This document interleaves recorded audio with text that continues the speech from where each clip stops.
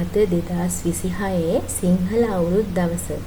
එන්නකෝ අපිත් එක්ක ලිපගිනි මොලවන්න. වෙනදට නම් මං කරන්නේ සාලේ මැද්දේ ගල් තුනක් තියලා අර සූඳ දර එහෙම ගෙනල්ලා ලිපගිනි මොලවල කිරි උතුරන එක. නමුත් මේ සැරේ අපි හිතුවා අපි හැමදාම කෑම උයන ලිප තියෙනවානේ. අන්න ඒකේ කිරි උතුරමු කියලා. ඉතින් ඊට පස්සේ මම මේ ලෝකේ වැඩියෙන්ම ආදරය කරන තුන්දෙනාටත් උණුසුම් හාද්දක් දීලා මේ අලුත් අවුරුද්දට සුබ පැතුවා. ඒ තුන්දෙනාට හාද්දක් දුන්නේ නැත්නම් කොහොමද නේද?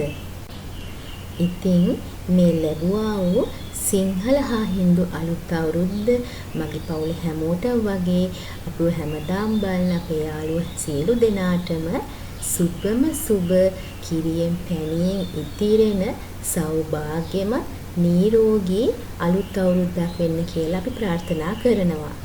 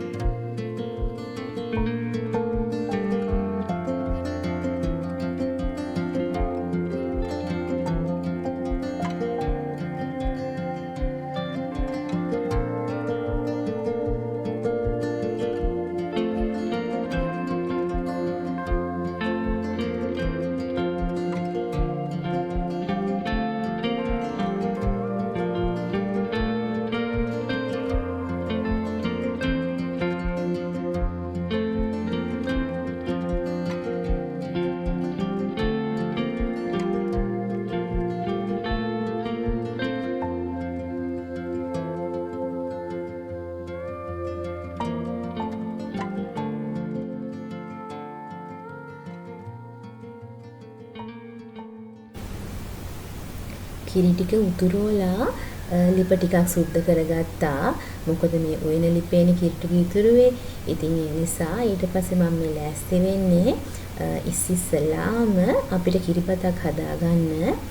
ඊයේ නම් මං හිතාගෙන හිටියේ කිරිපතට ලුණු මිරිසකුයි සීනි සම්බන්ධයකුයි හදනවා කියලා. පස්සේ මං හිතුවා දැන් කට්ටිය උදේ ඉඳන්ම මේ කන්න නැතුව මේ හිටියානේ. ඒ නිසා ලුණු මිරිසකුයි මාළු ටිකක් මිරිසට හදලා කිරිපතට ගන්නවා කියලා.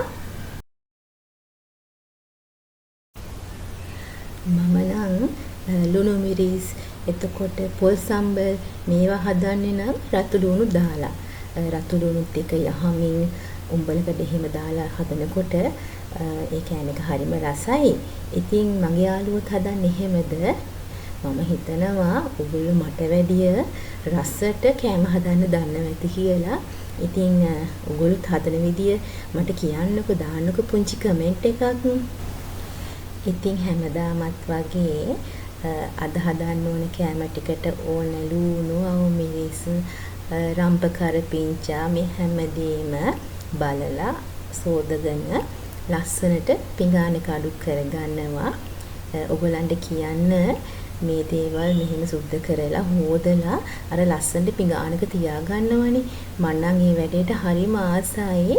මොකද ඒක එහෙම තියාගත්තම මේ හරිම ලස්සනයි.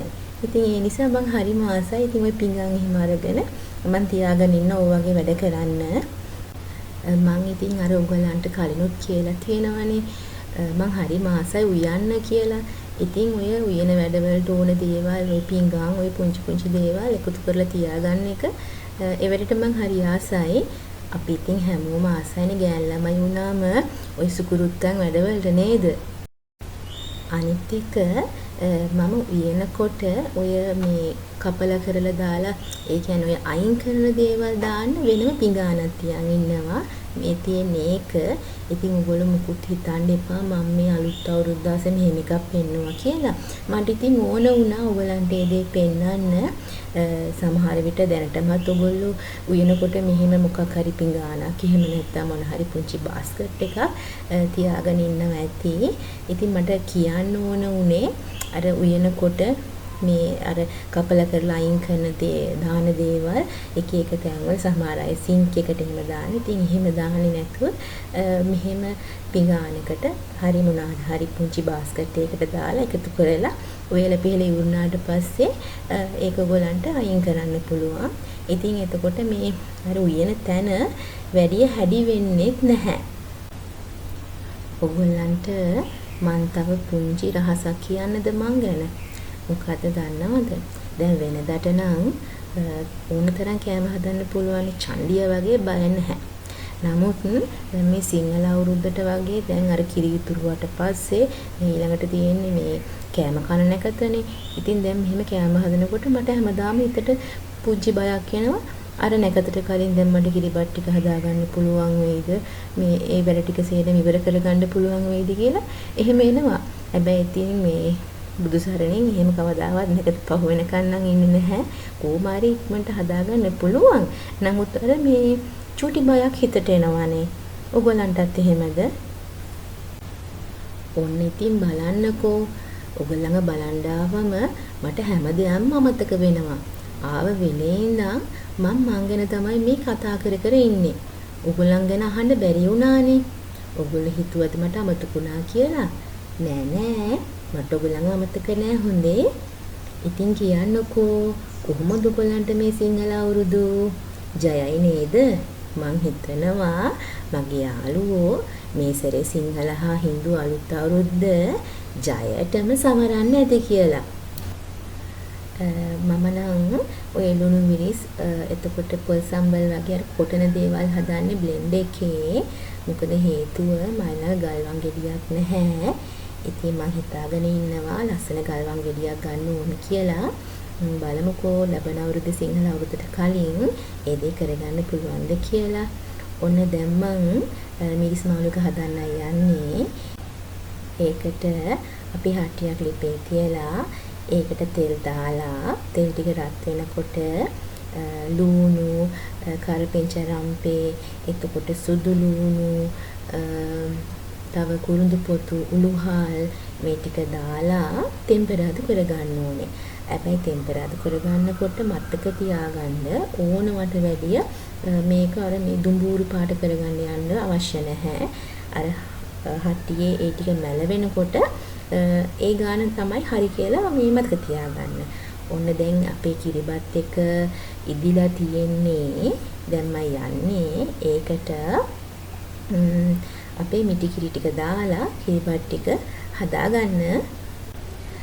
කිරිබත් හදනකොට මිටි කිරි දානකොට මම නම් ගොඩ දාන්නේ. ඒ කියන්නේ බත් එකටත් ගොඩ උඩින් දාන්නේ නැහැ.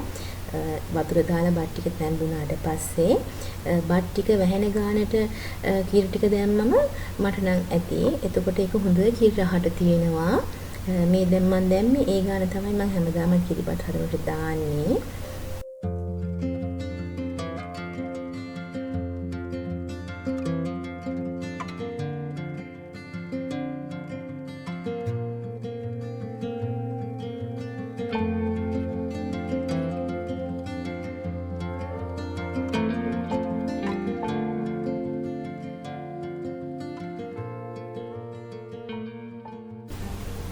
අපේ ටෙම්පරාදුව හරි. දැන් මම කරන්නේ ඒකට මිරිස් කුඩු, ගම් මිරිස්, කහ චුට්ටක්, එතකොට බැදපු තුන පහ දාලා මේක කවලම් කරගන්නවා. හැබැයි මේකට මේ වෙලාවෙම මේ ලුණු දාන්න ඕනේ. මට ලුණු දාන්න අමතකුණා. මේ මම පස්සේ දැම්මා හොඳේ. ওই ටික දාලා ඒ ටික පොඩ්ඩක් බැදෙනකන් තියලා තමයි මේ මාළු ටිකයි ගොරක කෑලි ටිකයි දාන්නේ. ඒක දාලා හොඳට කවලම් කරන්න. වතුර දාන්න කලින් හොඳට කවලම් කරාට පස්සේ ඔයාට පුළුවන් වතුර දාන්න. අනික වතුර දාන කොටත් මතක තියාගන්න මේ කුඩ දාන්න එපා. අර මාළු චුට්ට වැහෙන්න මේ දාගත්තම ඇති. ඊට පස්සේ මේක කවලම් කරලා හොඳට මේක මාළු ටික තැම්බිලා උතුරන්න දෙන්න. ඒ ගමන්ම මම මේ දැන් කිරිබත් එකත් බලනවා. දැන් කිරිබත් එක උතුරන ගමන් තියෙන්නේ. හැබැයි තව හිඳෙන්න ඕනේ. පේනවා නේද මගේ කලබලේ තරම. මං අර ඉස්සෙල්ලා කිව්වේ මට ලුණු දාන්න අමතකුණා කියලා. ඔන්න දැන් තමයි මතක් වුනේ. දැන් ඉතින් ලුණු ටික දාලා ආය හට්ටිය වැහුවා. ඔගොල්ලෝ හිතුවේ මට ලුණු දාන්න අමතකුණා කියලා නේද? දැන් අපේ මාළු එකත් හරි හොඳට උතුරනවා. හැබැයි මම මේක දැන් තව චුට්ටක් හිඳ ගන්නවා. මම අර ඔයගලන්ට කිව්වේ මේකට කහ චූට්ටක් දාන්න ඕනේ කියලා. පේනවා නේද? එතකොට තමයි මේ මාළු එකේ ලස්සන පාටක් එන්නේ. ඔන්න දැන් කිරිබත් එක නම් හරියටම හරි. කිරිබත් හදනකොට මේම රම්පේ දානවා. එතකොට හරි සුවඳයි. හැබැයි ඔය රම්පේ දානවා නම් මතක් කරලා කිරිබත් එක වඩනකොට ඒ ටික අයින් කරලා ඔයා දාන ප්ලේට් එකට දාලා ඒක ලස්සනට හදාගන්න. මං කිරිබත් එක හදාගන්නකම් මේ දෙන්නට කිව්වා ලස්සනට කෑම මේසේ හදන්න කියලා. පේනවා නේද? දෙන්න ලස්සනට කැවිලි ටික පිඟන් වලට අඩු කරන ගමන් තමයි ඉන්නේ. මේකෙදි මං ඇඟිලි ගැහුවේ නෑ. ඒ දෙන්නට කැමති විදිහට මේසේ ලස්සනට හදන්න කිව්වා. හැදුවට පස්සේ මං ඒකේ තියෙන දේවල් එහෙට මෙහෙට කරන්න කියේ නැහැ. මං විශ්වාස කරනවා දරුවන්ට අපි අම්මලා තාත්තලා වශයෙන් වගකීම් පවරන්න ඕනේ කියලා. එතකොට තමයි ඒගොල්ලන්ගේ ආත්ම විශ්වාසය වැඩි වෙන්නේ. ඒ කියන්නේ අම්මා තාත්තා ඒගොල්ලන්ව විශ්වාස කරනවා. ඒගොල්ලන් ගන්න තීරණ හරි එහෙම කියලා. අනිත් අතට දරුවන්ගේ අතින් අතපසු වීමක් වුණොත් මොකක් හරි වැරද්දක් වුණොත් ඒකත් ආදරයෙන් නිවැරදි කරන්න මම නම් අමතක කරන්නේ නැහැ. ඔන්න බලන්නකෝ අපේ පුංචි කෑම මේසේ ලස්සනයිද? අපේ පැංචු දෙන්න හදපු කෑම මේසේ ලස්සනයි නේද? ලස්සනයි නම් කමෙන්ට් එකක් දාන්නකෝ.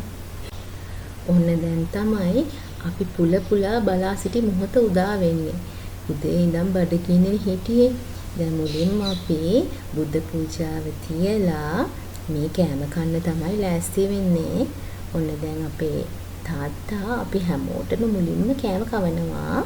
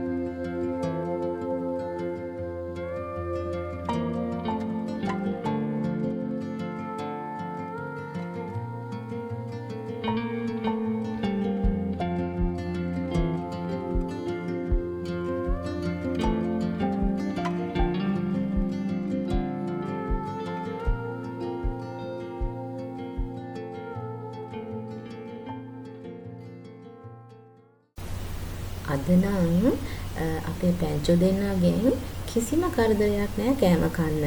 ඇයි දන්නවද? ඊයේ රෑ කෑවට පස්සේ අපි උදේට කෑවේ නෑනේ. දැන් නැකත තියෙන්නේ 12යි ගානකටනේ. වෙනදට නම් අපි ඔය මේ දෙන පුංචි කාලේදී නම් මොනවා හරි මේ දෙන්නට මේ කලින් හදලා තියලා කන්න දෙනවා. හැබැයි දැන් දෙන්න ලොකුයිනේ. ඒ නිසා අපි 4 දෙනාම කතා වුණා මේ අවුරුද්ද නම් අපි මේ නැකත හරියට කරමු කියලා. මොකද ඉතින් අපි හැමෝටම ඔය නොකා ඉන්න එක නම් ටිකක් අපහසු වැඩක් නේ. ඒ නිසා අමාරුවෙන් මේ අවුරුද්දේ නම් මේ අපි කෑම කන්න නැතුව මේ දෙන්නවත් තියාගෙන හිටියා. ඒක තමයි දැන් ওই දෙන්න කිසිම සද්දයක් නැතුව මේ කන්නේ.